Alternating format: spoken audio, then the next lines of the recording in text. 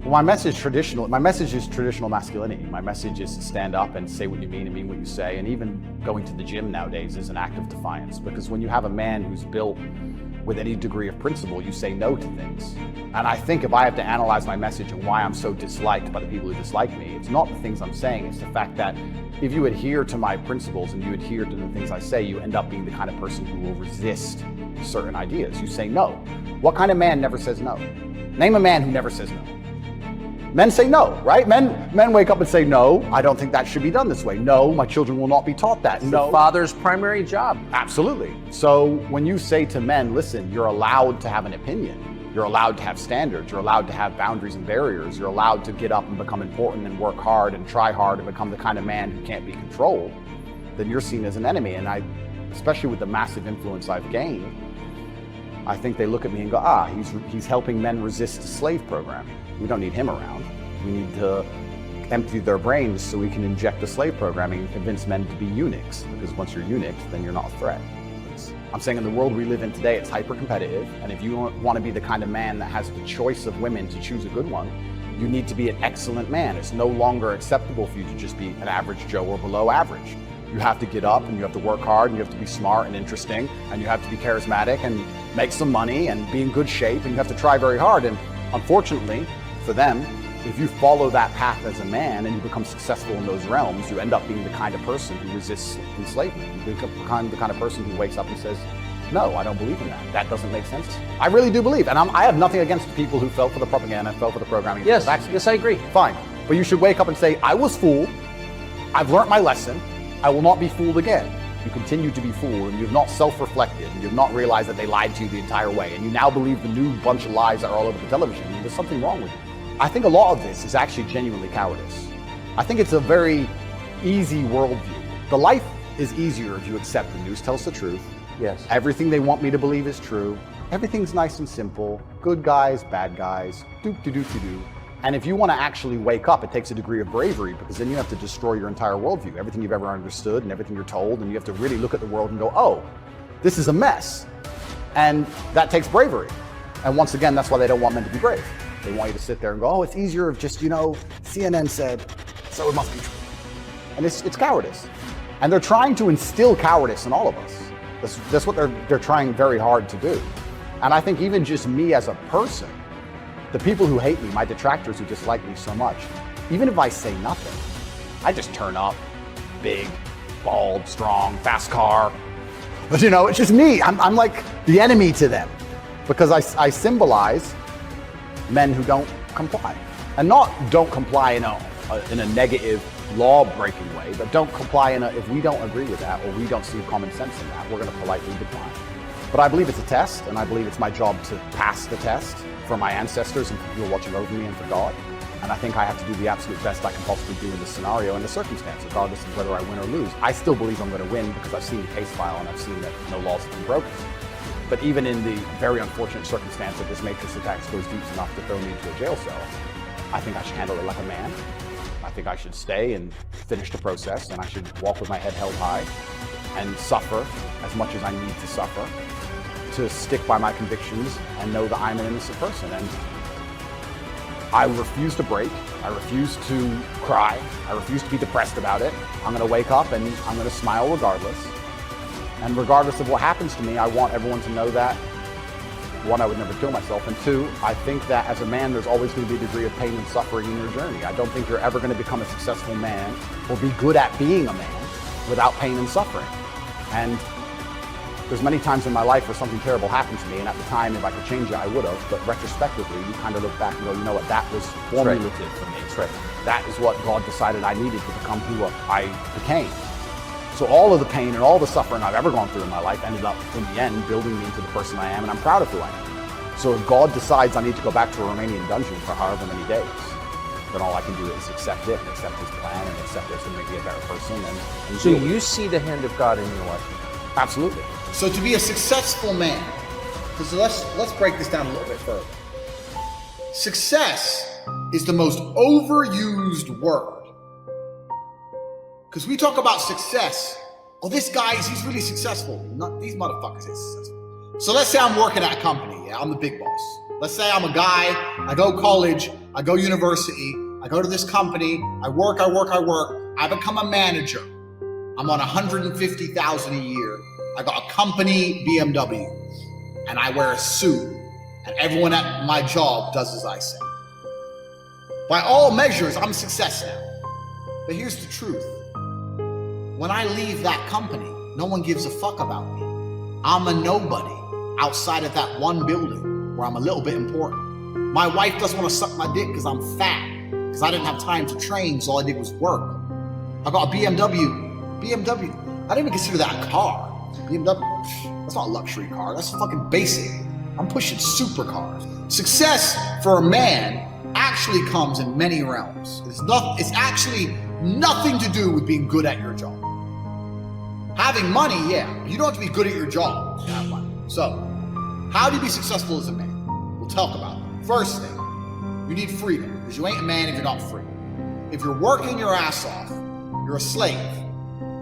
And you may sit there and go, I'm not a slave, I get paid really well. Listen, the slaves got free food and free shelter in exchange for work. Now all they've done is got rid of the food and shelter deal, give you dollars, which you spend on food and shelter, and you basically have nothing left. So you're still a fucking slave. So the first thing you need is freedom. If you're not free, you're not a man. First thing, you're not a successful man. So you should always be working towards freedom. And I mean freedom with your time. Do what you want. Freedom with your location. Go where you want. There's a riot. Cool. Go in Tokyo. See you later. Bye. Going to Australia. See you later. Bye. Freedom, one thing. The next thing that constitutes success as a man is your network. Who are you talking to? Who are these people? Who will answer your phone calls? Listen, I got 2 phones right here.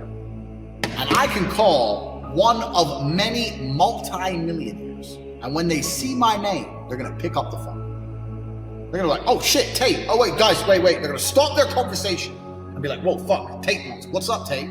Because they know I don't call for no bullshit. They'll be like, fuck, money phone's ringing. So I can call multi-millionaires right now. I can have the best idea in the world. I can call a bunch of multi-millionaires right now and say, look, I need 100 million. Here's my idea. Boom, boom, boom, boom, boom. We can make something happen. You can't do that. I can do that. Freedom, network. And then you get into the aesthetics of life. For people to view you as successful, you need good body language. You need physical presence. A man who's not dangerous, a man who has no physicality, will never be seen as successful. Oh, I'm successful, I'm rich, and yeah, but I'll break your neck. Look how big my hand is. I'm gonna grab you by your neck and choke you till you die. Then what? Who's successful now? I'm breathing and you're not, so I'm more successful than you. So you can't be a little bitch. So these are the things you need to be a high value man. Because if you have all those things, and then you get some money and you have geographical and time freedom, you're now genuinely successful. That by simply understanding what you need, and only discussing and talking about the things you know you need, you'll end up having the things you know you need. That's it. I went to Google and I typed in, how to learn how to be a man. And a bunch of crap came in, a bunch of junk. Men need to cry more with their feelings. What? No. I'm trying to find out how to get money, get mafia contacts. I want to be 33, living in Romania in a mansion with my friends with supercars owning casinos. That's what I wanted to be. So how do I get it? Type in how to be a man. To be a man, you need to cry more. Everyone's talking about being a bunch of pussy shit. Like, no, it's not what I want. Who remembers The Matrix when Neo sat in the chair and they downloaded it into his brain and he woke up and goes, I know Kung Fu. And he went and fought Morpheus. I was like, this is what I need. I need someone to download into my brain. How do I make money? What's the correct body language? How do I train so I look dangerous? How do I get a network of important people? I was trying to find this information and it didn't exist. Do you make your own luck? Do you have luck? Are you lucky to be a millionaire? What do you think about luck? How's it play into your life and becoming who you are? I consider myself extremely lucky. Okay. But I also do believe you make your own luck. And I also do believe in any scenario you can view yourself as lucky or unlucky, right? I view myself as lucky. We're all lucky. We're all lucky. Like bacteria could have stolen our eyesight. right? Could have gotten a car crash last week. We're all here, we're all alive, we're all breathing. So on some level, we're all lucky. And I believe if you view yourself as a lucky person, it's a more positive way to go through the world. Why on earth are you gonna go through life and believe you're an unlucky individual? Yeah. I don't see how that can benefit It's a you. shit attitude. Why would you think, it's kind of crazy, because I say this, the number one thing people don't have control of in their lives is their mind. But what's funny about that is, the only thing in life you can truly control is your mind. You can't control other people, you can't control the weather, you can't even control your health. Your heart might stop beating, you don't make it beat, it just goes, so it's gonna turn off one day. The only thing you can control in your life is what you think in your mind. So if you're gonna sit there and go, oh, I'm sad, well, you can change that if you actually try, but you don't, you just accept it, right? So people have lost control of their own minds. And I don't understand why you would allow your own mind to take power from you. Why would you let your own mind convince you you're not a lucky person, or I'm not this, or I'm not confident? Why would you let your own mind sabotage you? Why wouldn't you reprogram your own mind to be on your team? It should be your ally, right? My mind is my ally. You can dump me in the fucking Arctic Circle to die. 2 days later, I'm coming to your house, knocking on the door with 3 girlfriends in a Cadillac. I'm not gonna sit there and go, shit, I'm gonna die. I'm gonna be like, okay, Andrew, you're the man. I don't know what the fuck we're gonna do, but you're gonna pull this off. I really believe in that irrational self-confidence to some degree. The world is full of cowards. People are absolutely and utterly cowards. And that can only end when everybody stands up and stops agreeing and playing this game. It stops being cowards. We need mass numbers of people to say, no, I'm allowed an opinion. You know what, Nigel Farage, he says something that was really interesting. He was asked about who runs the world, and I guess the person was trying to set him up for a question about the elites. And he said, truthfully, I'll tell you who runs the world. We do. Because we decide how much of this crap we're gonna put up with. The problem is we're putting up with too much of it. The problem is everyone's a coward. It really is truly crazy, because fear has always been the control mechanism of man. The worst things that have ever happened in any society or any civilization since the dawn of fucking records has been done under the name of fear. Get the population afraid. But I think it's also a larger issue. I think that things like making sure people are semi-depressed, making sure people are divided, making sure people are selfish, making sure people are self-obsessed. They're trying to destroy people's will to stand up and care about anyone other than themselves. And as an adult, what you need to do is seriously analyze every strongly held belief you currently have and work out where it came from. Is it personal experience? Is it from somebody who I care about and who I trust? Is it from what the news has said? Why do I believe this so much? Why do I have an emotional response to this? Where did it come from? People don't do that. They just sit there, watch news, watch social media. These people cannot think. You live through the last 3 years and you realize that, yeah, people can't think. There's a large contingent of the world that truly cannot think. It's just a bottom line of life. And it's kind of interesting because everyone pretends they give a fuck, but nobody does. If you ask a woman what kind of man she wants, she will never say depressed or sad, ever. She wants a man who is ultra capable, ultra competent. They don't have time for sad dudes. They don't care. So the world doesn't care. The world has never given a shit about sad men. So if you're gonna sit there and self-diagnose yourself as a sad man, you're gonna have a shit life and nobody's ever gonna give a fuck, and you're gonna perpetually lose forever. And that is your decision. I am so scared of being that person. The idea of that terrifies me to the point where I don't even want to accept that as a reality that can possibly exist. I don't give a shit what happens to me in my life. I don't care how bad it is. I don't care if the worst, most heinous things I could possibly imagine happen to me. I know that my sadness, my depression will be temporary because I will never stay a loser. It is against my creed. It's not in my DNA. Of course it's garbage. Yeah. Absolutely. You've got to have winners, you've got to have losers. You have to lose to know how to win. It's true, and the natural state of man is a competitive state of man. That men have always been competing with each other. Even now, right now, we compete with each other. I don't buy Ferraris to drive fast. I do sometimes, but if I'm in London traffic, it's not to go quick. No. It's to show everyone else, I'm richer than them. That's what it is. It's a never-ending competition. I don't wear a big diamond Patek for fucking $500,000 to tell the time. I tell the time on my phone. I do it because I'm loaded. And this is actually what's interesting about the world, because the world's changed. Men used to go to war and fight each other in physical combat, and now we don't because we're more civilized in some regards. Violence is still the bottom line of society, but we try and avoid it. Men are constantly doing combat by showing each other how we can move world with money. We're constantly in combat because of our status. 99% of what men do is for status. We want to be in good shape for status. We want the fast car for status. We want the nice house for status. We want the diamond watch. We want the hot girl. This is all for our status. Look at me. I'm the big dog. This is how we compete with each other.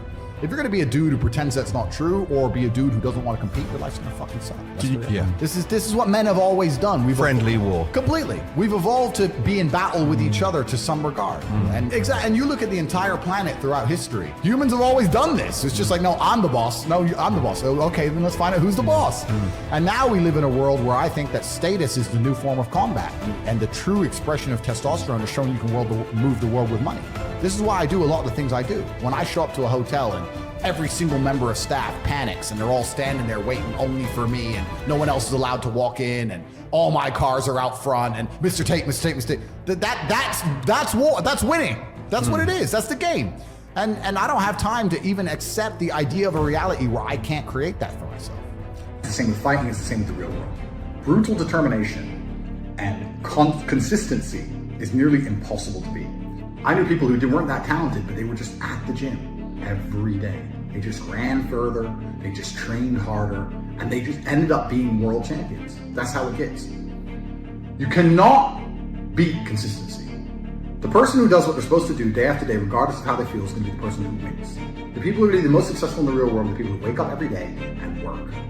If you're the person who wakes up, does work, is fantastic at it, and then takes 3 days off, you're going to lose. They say that hard work beats talent when talent doesn't work hard. And it's completely true. You have to be consistent. You have to decide. Are you the kind of person who wants to make a lot of money in this life and live a life of freedom? Or are you the kind of person who wants to look back when he's 30 on his 20s or 40 on his 30s and look at that decade and go, what did I do with that decade? Well, I didn't get rich. I didn't travel the world and live like they do in Tate Confidential.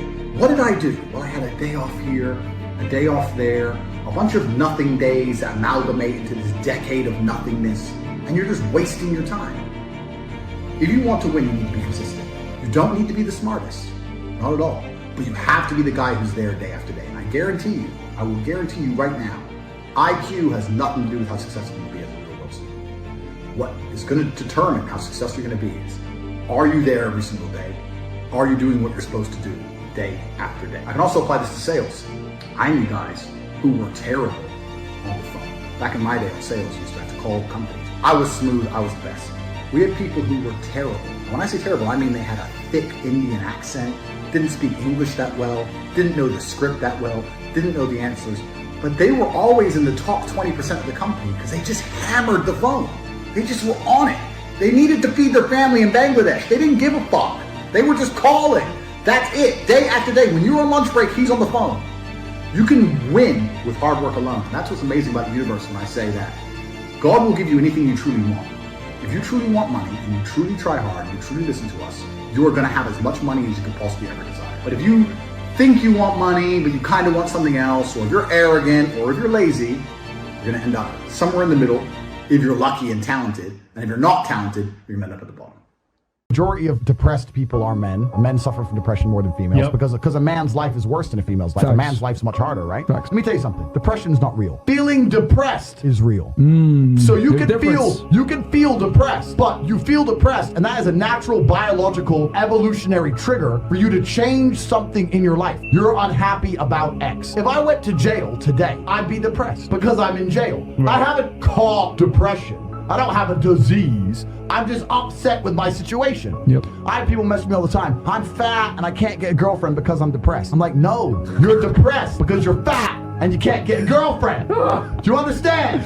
This is the point, right? So for a lot of people, your life is depressing. A lot of you out there, if you're sitting there and you say you suffer from depression, you probably live a depressing life. You probably live a depressing life. So if I was you, I'd be depressed. But if you were me, you'd be happy. Do you know what could solve depression for most poor people? $1 million in the bank. Boom. So how is it a disease? So when I say this to people, most of them agree and they go, okay, but if that's true, why do famous people kill themselves? And I say, well, I know you think you outsmarted me, but I'm Andrew Tate. And I have the answer.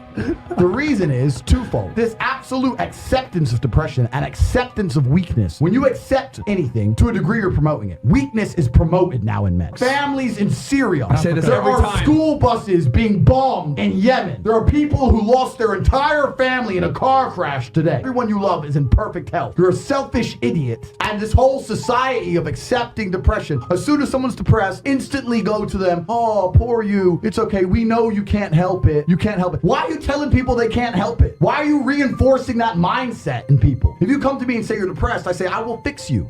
And you know what's crazy? When I said this depression thing wasn't real, do you know how many people stuck up for depression? You don't understand. I'm depressed. Depression's real. I was like, if it's so horrible, why are you defending it? You sound like it's PR team. Why? Like, what? I thought it was ruining your life, but you are desperate for me to believe in it. You want me to believe in it. You're sticking up for it. You're defending depression, trying to convince me it's real because it's your cure-all excuse for failure. When you're depressed, you can fail in every human metric. I fail at everything, but I'm depressed. It's not my fault. No, you're a failure. That's all you are, because you're not trying very hard. If you live in a house, I say this all the time. This is the reason I don't believe in depression. Because I don't believe in depression, I cannot become depressed. Yeah. No matter what the worst thing that could possibly happen to me on earth, I will feel sad, but I will recover and I will not become depressed because I don't believe in depression. If you're in an old haunted house, right? You have two people in two haunted houses. One believes in ghosts and one doesn't. You hear some noise in the night. The wind blows, right? The man who believes in ghosts is like, oh no, a ghost. Now he's scared, right? He wants an exorcist. He can't sleep. He's scared about ghosts. He's paranoid. The guy who doesn't believe in ghosts goes wind, whatever, and goes back to sleep. Do you understand that it's the belief that gives it power? Right. If you don't believe in ghosts, the ghost can't hurt you. If you don't believe in depression, you can't become depressed. And I refuse to believe in something that's going to weaken me. Why would I believe in something that's going to weaken my ability to deal with problems in life? Why would I do that? I'm temporarily immortal. Do you understand? Do you understand? I'm temporarily immortal, and I'm not going to waste my living years believing in things which take power from me, because I'm not an idiot. So if you're going to sit there and go, depression is real, actually, you don't understand the problems I'm going through, you're a moron. You are a moron. And the great thing about morons is, as you lose, there's no light without dark, right? There's no joy without pain. Of course. For me to be a winner, there needs to be losers. I say that life as a man is exceptionally difficult. I say the most beautiful and the most terrifying thing about being a man is you're born without value. Society doesn't care about you. You're only going to be cared about based on how useful you are. You have the chance to build yourself up and become a superhero if you're prepared to do the hard work and be indefatigable enough to never quit. But if you're going to stand around and wait for a handout, nobody's going to ever respect you. And I think that a lot of people have forgotten about how difficult and how competitive it is as a man. We're always in constant competition with each other. And it's your duty as a man to stand up and say, I want to be as important and strong and good-hearted and God-fearing as possible. And I need to work hard to achieve those things. And the dangerous thing about overly emotional men is that they're dangerous. They're genuinely dangerous. This is what's crazy.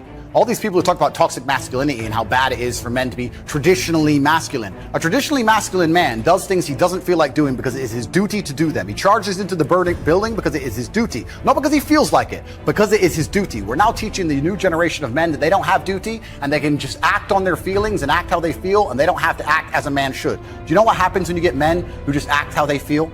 You get school shooters, you get violence, you get rapists. Men who do not control their emotions are dangerous. If you find a man who is stoic, he's not going to hurt people. He's going to sit and think about his actions very carefully, and he's going to be a good man who protects and provides for his family. You find a man who just acts out on impulse and does whatever he feels like, you're going to find a dangerous man. Sitting here telling men to cry more and act with their feelings and it's okay to feel this way, that way, etc., and have no self-control. That is why we have the problems we have in the world. Absolutely and utterly wrong. So when they talk about toxic masculinity, they have it completely inversed on its head, completely and utterly wrong. We need to be teaching stoicism. We need to be teaching young men to understand that the world is very, very difficult. It's hard to be a man. You're going to feel bad sometimes. You need to suck it up and perform anyway. Not just sit there and cry your eyes out or blame other people. Your enemy is the version of you which doesn't take shit. Your enemy is the version of you which goes to the gym every single day. And if you've done this correctly, then what you should be doing by now is thinking of him permanently. Every single time you go to the gym and you haven't done that one extra rep, he did. Every single time you don't feel like doing something, you have to think, yeah, but he would do it. If you truly constructed him the way you should, he should be crossing your mind with every single thing you do. And this is why it's important to develop an ego. This is lesson 2 of the Iron Mind course, is to develop an ego. Egos are extremely important. Egos have always existed. Throughout ancient history, men, kings, went to war, and millions of people died because someone insulted him, because of his ego. Egos are a natural human thing and they're extremely important, and the modern world tells men to not have an ego. And they do that because it makes you weak and easy to control. You can only have an iron mind if you are so sure of yourself, so egotistical that nobody can break it. So an ego is extremely important. Your ego is based around beating this person. You get to go through life and be a nice guy to everyone else. People say don't have an ego because they think that if they give you an ego, you have an ego, you're going to be egotistical to the people you meet. I'm a nice guy to everyone I meet because they're not my enemy. I'm not combating against them. I'm a nice guy to every person. I'm a nice guy to every woman. I say please and thank you. I'm a nice person, but I do have a massive ego. But my ego comes into play when I'm fighting against my enemy. Who you've built, your enemy, he has a nice car because he has worked harder than you. So he has a nice car and you don't have one. Whose fault is it? There should be no reason, no excuse for you to not do everything that you believe you need to do to be the best person you can be if you've properly created this enemy. You've looked at this list, 25 to 30 points long of everything this guy does. And you should look at that list and think, fuck, this is who I'm competing against. I need to start getting my shit together. And your ego should stop you from wanting to lose. Otherwise, day after day after day, you are losing to this individual. This individual is beating you day after day after day. You can't let that happen. Your ego is extremely important, and you only have one person you're competing against, and it's the person you created, which is nothing more than a better version of yourself. So day by day, you're losing this battle, and that should make you uncomfortable, it should make you nervous, it should make you anxious. So you start to feel that way, because this is the truth. If you've truly imagined who your enemy is, and you truly imagine him beating you should not be able to relax. The fact that you can still sit and watch TV means you need to go back to the first video of this course and start again, and do it properly, and do it well enough so that you can no longer sit still. You look at yourself in the mirror and go, okay, I've got some muscle, but this guy, he's got real muscle. I've got a little bit of money. This guy, he hustles non-stop. He's on Twitter non-stop. He's started businesses. He's learned how to make websites. He's trading crypto. He's got all of Tate's programs. He's got this, he's got that. You need to get your shit together. And if you do that properly, you'll start to feel nervous. You'll imagine the version of you that is as amazing as they could be. And then you look at yourself and realize that you're failing. It's reality. And you sit there and go, fuck.